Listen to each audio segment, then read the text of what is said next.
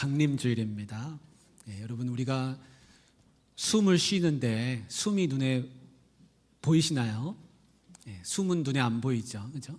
그러나 숨은 늘 쉬고 있고 그 숨이 우리의 호흡 가운데 우리 속에 있습니다. 마찬가지로 성령께서는 우리와 늘 함께 하십니다. 우리 가운데 있습니다.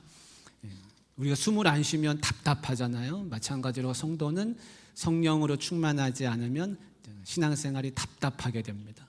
만약에 내가 요즘 사는 게 좀 답답하다, 가슴이 막힌 것 같다, 그럼 여러분, 내가 해야 될 일은 뭘까요? 성령으로 다시 충만해지는 거. 그거 외에는 다른 길이 없습니다. 그래서 우리가 오늘 성령 강림주일 맞이해서 우리가 성령으로 충만한가, 가정이 성령으로 충만한가, 교회가 성령으로 충만한가, 내가 성령으로 충만한가, 우리 다시 한번 점검해보고 되돌아보면 참 좋겠습니다. 오늘 우리가 읽은 호세아 6장 1절부터 3절까지의 말씀은 하나님께로 돌아가자, 여호와를 힘써 알자, 그러면 하나님께서 우리를 고쳐주실 것이다, 우리를 살려주실 것이다, 그런 말씀들 하고 있습니다. 2700년 전에 호세아가 살던 시대에는 다 하나님 떠났습니다. 하나님이 안 계신 것 같은 그런 세상이 됐습니다. 하나님을 알려고 하는 사람이 없었습니다. 다 우상 숭배하고 이방신을 섬기고 하나님의 법도가 땅에 떨어지고 하나님 찾는 사람이 없었습니다. 그 하나님이 호세아 선지자를 세워서 말씀하시는데, 하나님께서 다시 이른 비와 늦은 비를 다시 부어주셔서 성령으로 충만한 백성들이 다시 되게 하실 것이다, 그런 이야기들을 쭉 해주고 계십니다. 우리 호세아 6장 1절부터 3절까지 다시 한번 읽어보도록 하겠습니다. 한번 보여주십시오. 오라, 우리가 여호와께로 돌아가자. 여호와께서 우리를 찢으셨으나 도로 낫게 하실 것이요, 우리를 치셨으나 싸매어 주실 것임이라. 여호와께서 이틀 후에 우리를 살리시며 셋째 날에 우리를 일으키시리니 우리가 그의 앞에서 살리라. 그러므로 우리가 여호와를 알자, 힘써 여호와를 알자. 그의 나타나심은 새벽빛같이 어김없나니 비와 같이 땅을 적시는 늦은 비와 같이 우리에게 임하시리라 하니라. 아멘. 여기 3절 말씀에 보면은 늦은 비라는 게 나옵니다. 늦은 비. 팔레스타인 이스라엘은 두 가지 큰 비가 있었습니다. 지금도 그렇죠. 우리가 장맛비라고 하잖아요. 우리는 여름 되면은 장마비가 항상 옵니다. 마찬가지로 팔레스타인 이스라엘은 이른 비와 늦은 비가 항상 있습니다. 그래서 10월 달 되면 이른 비가 오고 3월, 4월 되면 늦은 비가 오고, 그 차이는 뭐냐면 이른 비가 오면 땅이 이제 적셔집니다. 그러면 땅에다가 씨를 뿌릴 수 있습니다. 땅이 딱딱하다가 땅이 이제 부들부들해집니다. 이른 비를 맞고, 그럼 거기다 씨를 뿌립니다. 근데 여러분, 씨만 뿌렸다고 해가지고 씨가 잘 자랍니까? 나중에 결실하려면 늦은 비가 와야 됩니다. 반드시 그 비가 와야 열매가 이제 무르익게 되는 겁니다. 알곡이 차게 됩니다. 그 늦은 비라고 하는 그 히브리 말이 무르익다, 여물게 한다, 그런 뜻을 가지고 있습니다. 그러니까 늦은 비가 안 오면 어떻게 되죠? 농사가 완성이 안 되는 겁니다. 씨는 뿌렸으나 거둘 게 없어집니다. 그래서 호세아 선지자가 농사 짓는 백성들에게 비유해가지고 하나님의 말씀을 이해하기 쉽게 이제 말씀하는 건데, 하나님께서 우리를 고쳐주시는데 마지막 늦은 비가 반드시 오게 하셔서 우리가 다 결실하고 무르익게 하실 것이다, 그 이야기를 하는 겁니다. 이스라엘 백성들은 어떤 백성들입니까? 하나님이 뿌린 씨앗들이에요. 우리는 다 하나님이 다 뿌린 씨앗들입니다. 이른 비를 맞은 거예요. 씨앗을 하나님 뿌리셨으니까. 근데 중요한 거는 뭐냐면, 결실하려면 마지막에 늦은 비가 와야, 늦은 비를 맞아야, 그래야 이제 결실하게 되는 겁니다. 아무리 씨를 많이 뿌리고 수고를 많이 해도 늦은 비가 없으면 완성이 없는 거예요. 열매가 맺히지 않는 겁니다. 그래서 오늘 호세아 선지자는 반드시 하나님께서 늦은 비를 우리에게 주실 것이다, 그 이야기를 합니다. 우리의 신앙생활에도 이 이른 비와 늦은 비가 있습니다. 이른 비는 뭐냐면, 우리가 예수님을 처음 믿을 때 예수님을 나의 구주로 고백하는 것이 이른 비예요. 여러분, 우리가 예수님을 구주로 고백합니다. 나의 구원자 되시는 분, 나의 주님으로 고백해요. 그러면 성경은 뭐라고 말씀하냐면 그때 성령께서 우리와 함께 하신다 그렇게 말씀하는 거예요. 그걸 성령 세례라 그렇게 말합니다. 나는 성령이 나는 계신지 모르겠습니다. 성령께서 나와 함께 하시는지 모르겠습니다. 사실 그렇지 않습니다.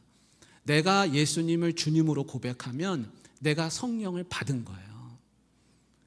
성령께서 나와 함께 하시는 거죠. 왜냐하면 내가 예수님을 주님으로 고백하는 거는 성령의 능력으로 하게 된다고 성경은 말씀하거든요. 그건 내 의지로 내가 하고 싶고 내가 안 하고 싶고 그런 게 아니라 성령께서 나와 함께 하시면 내가 주님을 고백하는 겁니다. 그러니까 내가 주님을 고백했다고 하는 것은 성령께서 이미 나와 함께 하시는 것이다. 그렇게 믿으시면 되는 거예요. 그런데 성령 세례를 받고 나서 성도가 씨를 뿌린 건데 호세아의 선지자의 비유대로 한다면 결실하는 신앙생활을 하려면 뭐가 필요합니까? 결실은 뭐가 필요하다고 그랬어요? 늦은 비가 필요합니다. 늦은 비. 늦은 비는 뭐냐면 바로 성령 충만이에요. 성령 충만. 아무리 성령 세례를 내가 받았어도 성령으로 충만하지 않으면 신앙생활에 열매가 무르익지가 않습니다. 그래서 오늘 우리가 함께 이 말씀을 보는데 성령 충만이 과연 무엇인가를 여러분 마음 가운데 생각하시기를 바랍니다. 제가 이런 이야기를 하나 들려드리겠습니다. 왕께서 아주 인자하신 왕이 마차를 타고 길을 가는 거예요. 근데 길을 가다 보니까 길에 거지꼴이 된 두 아이가 동냥을 하고 있는 거예요.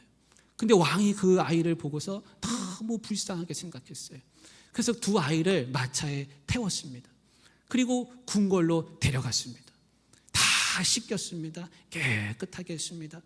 그리고 왕이 생각하기를 다시는 이 두 애가 거지꼴로 사는 걸 내가 보지 않으리라. 반드시 이 두 아이는 왕궁에서 살아야 되리라. 그러면서 양자로 이제 삼게 되었습니다. 양자로 삼은 거예요, 왕이. 왕자가 됐습니다. 이제 왕궁에서 커갑니다.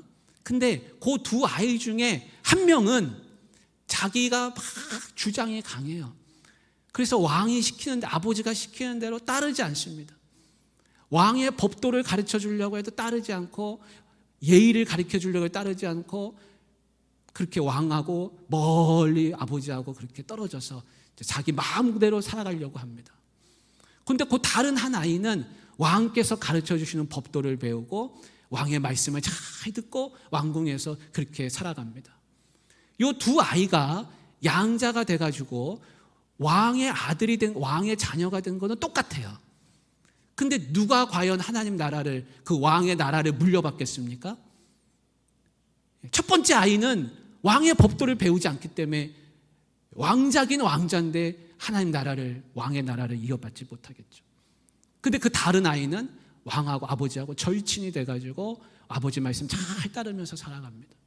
그럼 그 두 번째 아이가 왕의 진짜 왕자가 되는 거죠. 우리가 하나님 자녀가 된 건 다 똑같습니다. 내가 예수님 주님으로 고백하고 나의 구원의 주로 고백해가지고 하나님 자녀가 된 건 다 똑같아요. 여기 앉아 계신 분들 우리 다 똑같습니다. 그런데 성령 충만한 사람이 있는가 하면 성령 충만하지 않은 사람이 있습니다.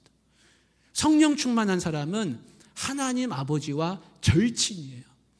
베스트 프렌드처럼 아버지 말씀을 잘 따르고 왕의 말씀을 따르고 법도를 따르고 하나님 나라를 물려받으면서 살아갑니다. 근데 성령으로 충만하지 않은 사람은 하나님 자녀가 된 거는 맞아요. 왜냐하면 내가 예수님을 구주로 고백했으니까. 그러나 성령 충만한 사람과 비교해서는 전혀 다른 삶을 사는 거죠. 내 안에 내 중심이 있고 내가 하고 싶은 대로 하고 말하고 싶은 대로 하고 내가 행하고 싶은 대로 하고 그렇게 살아가는 겁니다. 과연 누가 하나님 나라를 물려받아서 행복한 신앙생활을 하겠습니까? 성령으로 충만한 사람이 그렇게 살아가는 것이죠. 왜 성령으로 충만해야 되는가? 왜 성령으로 충만해야 되는가? 로마서 8장 26절을 우리 같이 한번 읽어보겠습니다.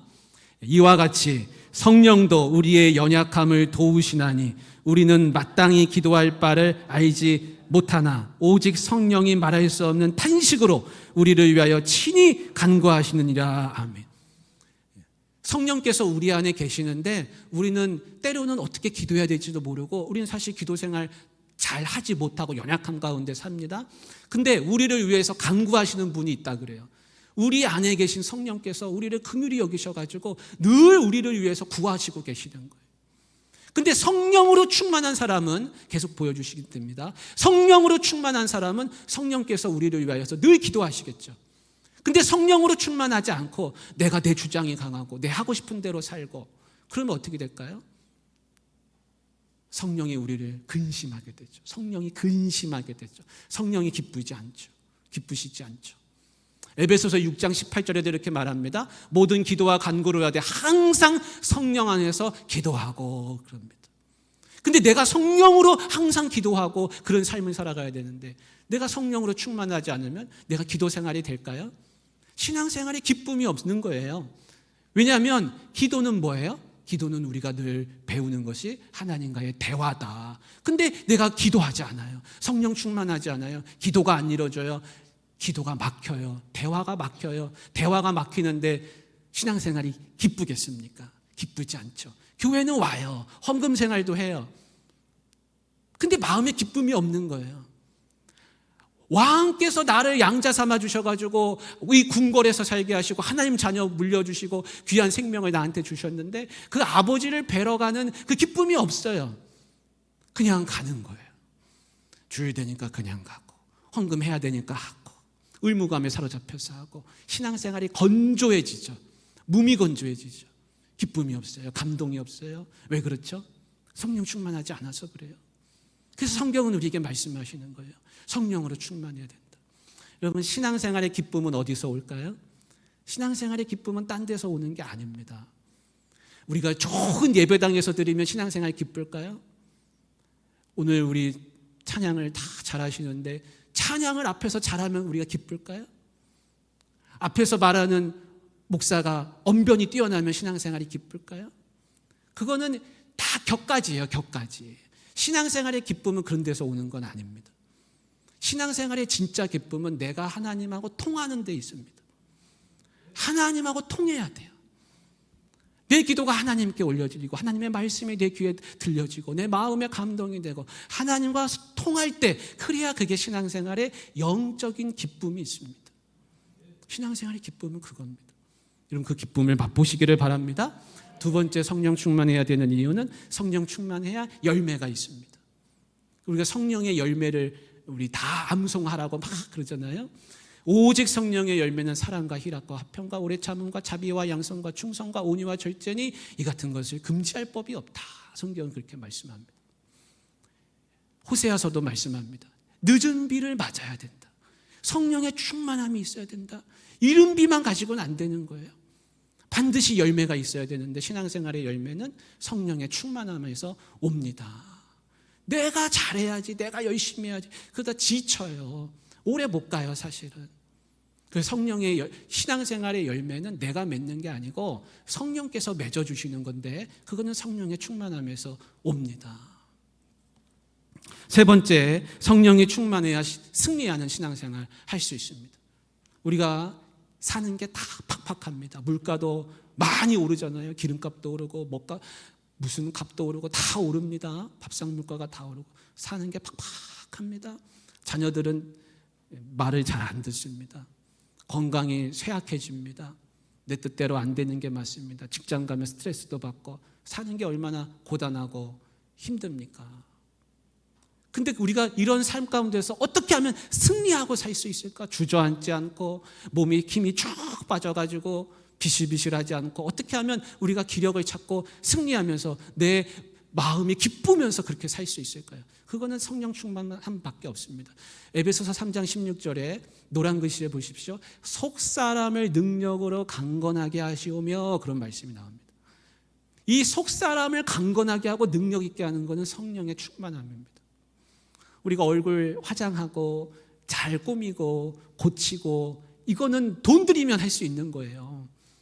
성령의 충만함은 돈 들여서는 못합니다. 그거는 내 속사람을 강건하고 능력 있게 하는 건 성령 충만함 밖에 없습니다. 이 에베소서 말씀을 할 때 사도 바울이 감옥에 갇혀 있었다 그랬거든요. 근데 감옥에 갇혀 있을 때 사도 바울께서 이 감옥에서 나가게 해달라고 하든지 뭐 환경이 변하게 해달라고 하든지 사실 그런 기도를 하지 않았어요.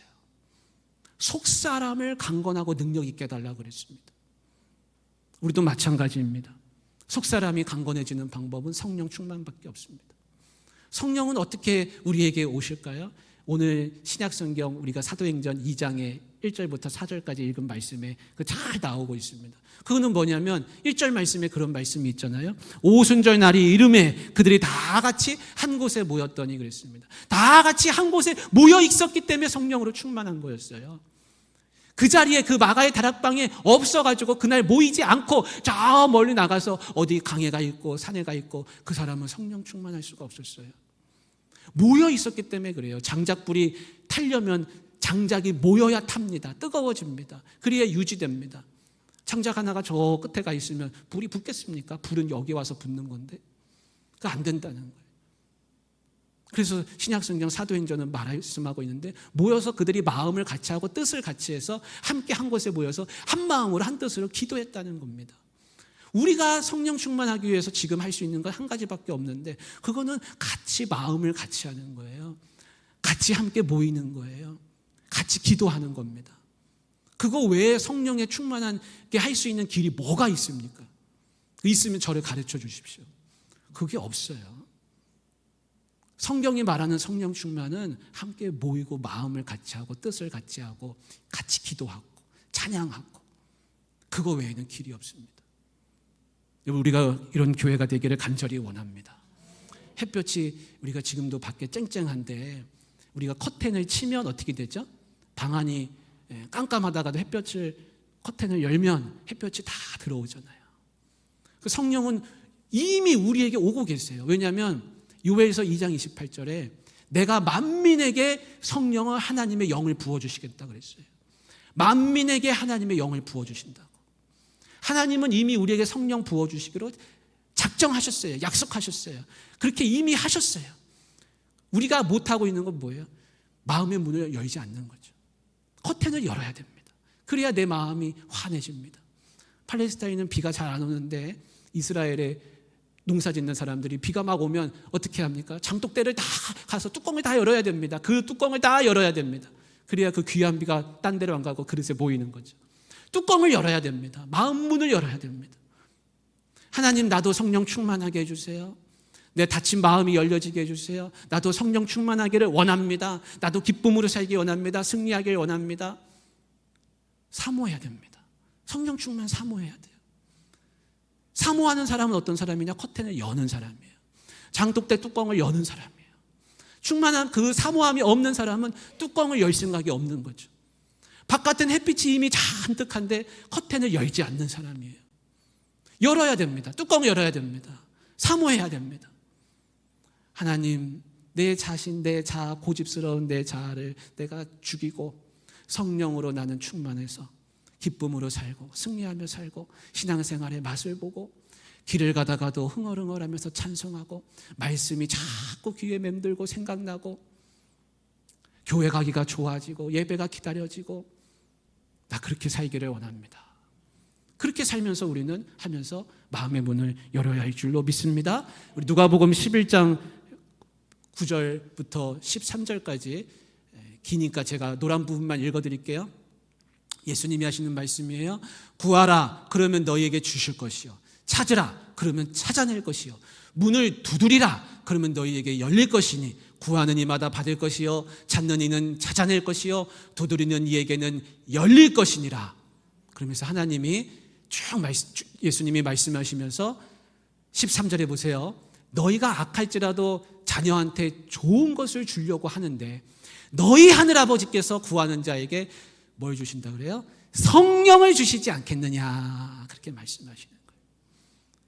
그러니까 하나님 내가 성령 충만하기를 원합니다. 나 그렇게 하게 해주세요. 그러면 안 주실까요? 하나님 날 차별하실까요? 성령 충만함은 똑똑한 사람, 못생긴 사람, 덜 똑똑한 사람, 돈이 많고 돈이 없고, 나이가 많고 연륜이 있고 연륜이 없고, 그런 거 따지지 않습니다. 누가 성령으로 충만하기를 사모하며 사는가, 그겁니다. 성령의 임하심은 사람을 차별하지 않으신다고 성경은 말씀합니다. 나는 왜 하나님이 성령 충만 안 주시지? 내가 뭔가 부족한 게 있나? 내가 헌금을 안 해서 그런가? 내가 하나님께 뭘 안 드려서 그런가? 내가 조금 신앙생활이 연륜이 없어서 그런가? 그런 게 아니고, 내가 하나님 앞에서 성령 충만하기를 원합니다. 간절함으로 구하면 하나님은 성령을 주시지 않겠느냐? 왜 안 주시겠냐? 그렇게 말씀하시고 계십니다. 우리 다 같이 성령의 충만함을 간절히 받기를 원합니다. 사도행전 2장 38절에 한번 보여주십시오. 이런 말씀이 있습니다. 내가 성령을 빨리 받고 싶다, 더 나는 빨리 받고 싶고 충만해지고 싶다, 그러면 성경에 나오는 비법은 이거예요. 사도행전 2장 38절에 너희가 회개하여 각각 예수 그리스도의 이름으로 세례를 받고 죄사함을 받으라, 그리하면 성령의 선물을 받으리니 그랬습니다. 내가 성령으로 충만하게 원하면, 하나님 내 안에 죄가 있습니다, 하나님 나를 불쌍히 여겨주세요. 내가 죄 지은 게 많습니다, 나를 긍휼히 여겨주세요. 내가 이런 죄도 지었고요, 이런 죄도 지었고요, 이런 것도 실수했고요, 내가 하나님 앞에 죄인입니다, 난 죄인입니다. 그걸 고백하는 거예요. 그러면 반드시 성령의 충만함이 있습니다. 에베소서 5장 18절에 보면 술 취하지 말라, 이는 방탕한 것이니 오직 성령으로 충만함을 받으라 그랬습니다. 방탕하면 성령 충만이 안 됩니다. 생활이 내가 방탕하면서 하나님 성령 충만하게 해주세요, 그거는 맞지가 않습니다. 내가 심심하면 술 취하고, 심심하면 어디 방탕한 데 가고, 내 생활이 흐트러져 있는데 내가 성령으로 충만하게 해주세요, 그럼 이게 맞지가 않아요. 그릇이 준비가 안 되는데 어떻게 성령의 충만함이 임할 수 있겠습니까? 그건 안 됩니다.